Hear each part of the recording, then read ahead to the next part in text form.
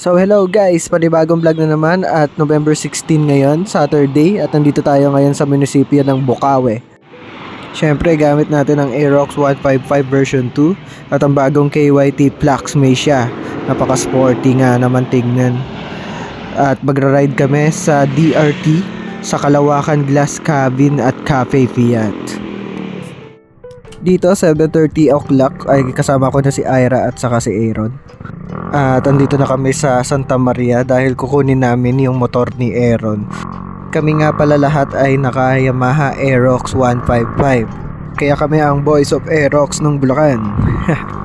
At kasama rin namin si Ira, ang legit na kasapin ng Girls of Aerox o ang GOA. Kaya shout out sa mga Girls of Aerox. Baka naman, sama sa ride oh. At yan, nandito na kami at kukunin muna ni Aaron ang kanyang motor. Dito ay 8 o'clock na at nakuha na ni Aaron ang kanyang Aerox at papunta na kami sa arko ng DRT kung saan ay naghihintay na sila Chester. Si Chester nga pala ay taga Malolos kaya pinauna na namin siya sa arko ng DRT para doon na lang namin siya kikitain. Pala ay nasa Santa Maria pa kami at padiretso na na Norsagaray. Kung mapapansin nyo ay traffic talaga dito.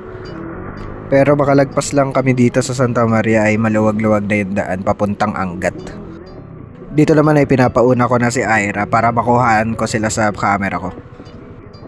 Pasensyahan nyo na nga pala yung camera na gamit ko. Mukhang medyo lumalabo na or mababa lang yung frame na nagamit ko. Baka 720 lang yung nagamit ko. Pero kadalasan is 1080 talaga ginagamit ko HD. Pero sa susunod ay bibili ako ng bagong camera. SJ Cam nga pala yung gamit ko. Ayan, shoutout kay Chester, parehas kami. Follow nyo nga pala, Motogaspol. Kay Chester yan. Ito nga pala ay nakalagpas na kami sa traffic sa may crossing ng Santa Maria. At medyo paspasa na yung takbo namin. Dahil alam ko na naghihintay na si Chester at nauna siya doon. Ngayon na lang ulit ako nagkaroon ng content or vlog. Dahil na rin sa nag-iipon kami sa darating na Bataan ride namin sa December 14 at 15. Kasama ko dito mga pinsan ko at mga kasamaan namin sa BSMC. At doon ay overnight kami kaya masaya. Dito nga pala ay nagpagas muna si Aaron at saka si Ira. Ngayon pala ay maganda-ganda pa yung panahon dahil bukas, Sunday, November 17 ay tatama yung malakas na bagyo dito sa amin. Kaya sinusulit muna namin yung panahon na to at nag-short ride muna kami dito sa DRT. Bago nga pala kami magbataan ride sa December ay bibili kami ng intercom nila Kaloy para mas maganda ang ride namin at hindi boring. Para na rin makapag-usap kami habang bumabiyahe at nakakapagkulitan. Pampawala ng antok ba? Dito ay dumiretso na ulit kami at paspasa na ulit to. Kaya rin na gusto namin na pumunta sa DRT dahil alam namin may mga pitikeros.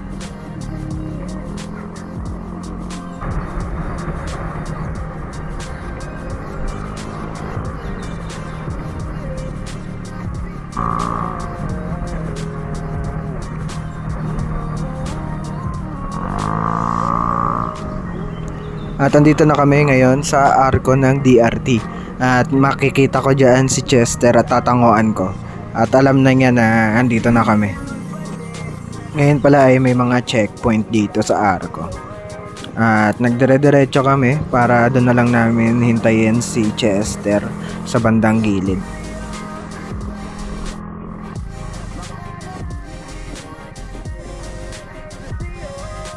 Ando na, nakita tayo. Nakita tayo, andun kanina sa bungad eh. Pupunta na yan dito. Nakita na tayo. Nakaupo silang dalawa. Ikaw, Baitan. Ikaw ang leader.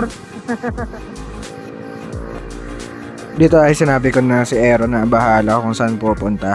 At basta dire-diretso lang kami. At maglalaro-laro sa mga likuan.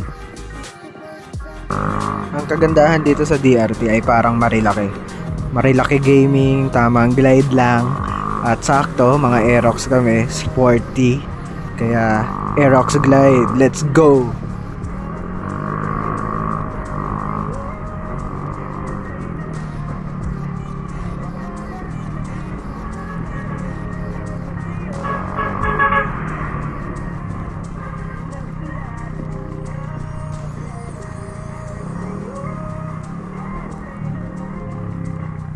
Nakakawala talaga ng stress ang pagra-ride. Kaya kung nai-stress kayo, tara, ride lang tayo.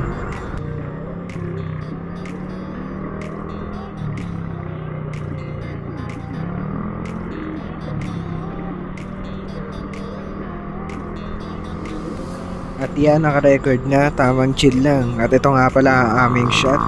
Let's go!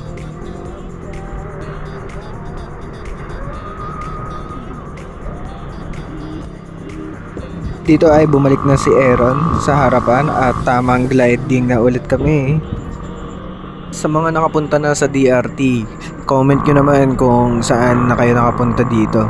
At kung may mga ibang pasyalan pa na pwede nyo mai-recommend sa amin. At dito kung mapapansin nga ay mga kurbada na.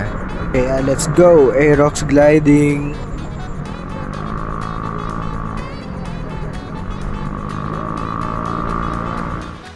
At andito na kami sa Kalawakan Glass Cabin Cafe. Kung mapapansin nyo sa nakaraan kong vlog ay nagpunta na rin kami dito nila Clarence. At ngayon ay kasama ko naman sila Aaron at Aerox Gaming kami dito eh. At ganito yung view. Ang ganda, diba? Nakaka-relax. At magaganda yung mga cabins nila. At ito ang cafe nila kung saan pwede kayong kumain at uminom ng kape. Ito nga pala ang kanilang menu. Ayan mga silog nila, mga pasta, sandwich, at saka snack and appetizer. Sa likod naman ay andito yung mga waffle, mga sizzling. Yan. Dito naman ay may pang group din sila na Nature's Feast, fried rice, at saka mga add-ons. Sa likod nila ay ito yung mga coffee. At dito meron din silang mga beer kung gusto nyo mag-chill kasama ang mga tropa o barkada. At meron din silang bilyar. Ayan, diba?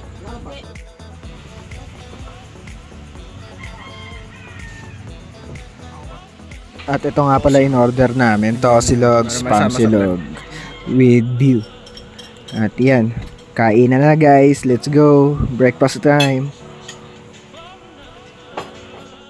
Pagkatapos nga pala namin kumain ay umalis na rin kami at pupuntahan naman namin ang Cafe Fia. Ito nga pala yung nagte-trending sa Facebook ngayon dito sa DRT dahil bago lang siya at maganda rin yung view dito. Kaya dito ay tamang gliding muna ulit kami.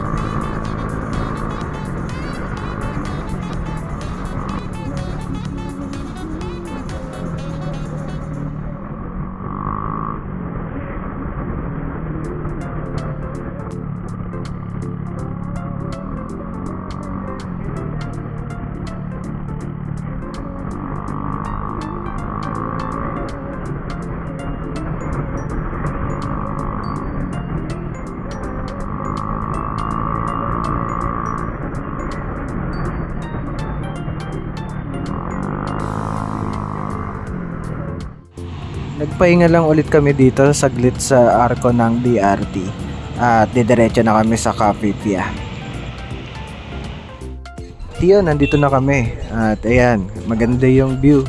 Kung mapapansin ninyo ay modern style sila at may ikukumpara mo sa Starbucks. Ganun na rin ang presyo dito guys. Para ready kayo. At yan, makikita nyo yung overlooking doon. At dito makakapagkape kayo at unwind ng relaxing talaga. Dito ay tamang video muna kami bago pumasok sa mga view dito. Katulad ng ganyan. Oh, may record. What's up guys? Nasaan tayo? Anong season na to? Fiat. Cafe Fiat. Cafe Pia. Pia? Yeah. Saan nga may kapitaran? Let's go. Kapeng-kape ka na ba? 500 Video namin. Ha? So guys, nandito Sige, okay lang. ano? Pia. Pia. Kasama, pakita mo yung mga kasama natin. Ayan, si guys, Aaron. meron ng go. Ayan guys, oh. Yan. Ano? Talaga. Sweet kamot. Sweet kamot. Ito, oh, bowa, oh. Nakabowa hoodie, oh. Ito tayo. Good afternoon po. Table for ilan po sila, ma'am? For Table 5. for five. Name na lang po nila. Hostel. Motogas. Tagasan po sila, ma'am? Motobench. Malolos. Ay, and send ko na lang din po yung phone number. Page mo daw. Number? Number. In case po na sir, nag-in sila, yung makuha niyo. Ay parang on the spot booking sa labas at iniintay lang na magkaroon ng spot kami sa loob. At dito ay nililigpit lang yung magiging table namin. Ay, pasok na rin.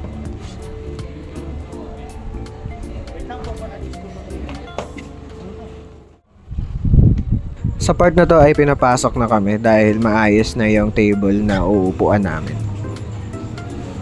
Ayan nga pala, Boys of Aerox at Girls of Aerox. Pagkapasok dito ay napakaganda talaga ng ambience at makikita nyo yung mga ibang mga pamilya, ibang mga magkakaibigan na tamang chill lang, relaxing. At ito yung counter nila. Makikita nyo yung mga iba-ibang mga machines at dito yung pwesto namin. Yan, tamang kwentuhan muna habang iniintay namin yung order namin. At ito nga pala yung mga in-order namin ng mga drinks at coffee. Medyo tanghali na nga pala yung oras namin dito. At kung maaga-aga ay malamig-lamig sa labas. At dito sa bandang counter nila ay meron mga cookies, may cakes din sila. At mache-check nyo naman din sa menu nila. Tapat nga pala ng cafe ay eto, makikita nga isang shrine or siguro parang malasimbahan din siya. Under construction pa yung taas, siguro pinapaganda pa. At mukhang hindi pa siya tapos gaano. Wait lang. At ito nga pala yung loob, sobrang lawak at pabilog talaga siya. Dito bago kami umuwi ay binidyoan at pinicturean muna namin ang mga Aerox namin. Halos 1 o'clock na rin pala kami umuwi dito. At pag uwi namin ay tamang glide lang ulit. Itong ride na to ay more on chill lang talaga at gliding lang. Kaya kita-kits sa next vlog. Baka next vlog ko ay yung Bataan ride na namin. Kaya ride safe mga guys. Please like and follow my page. At subscribe my channel. Hit the notification bell. Let's go guys!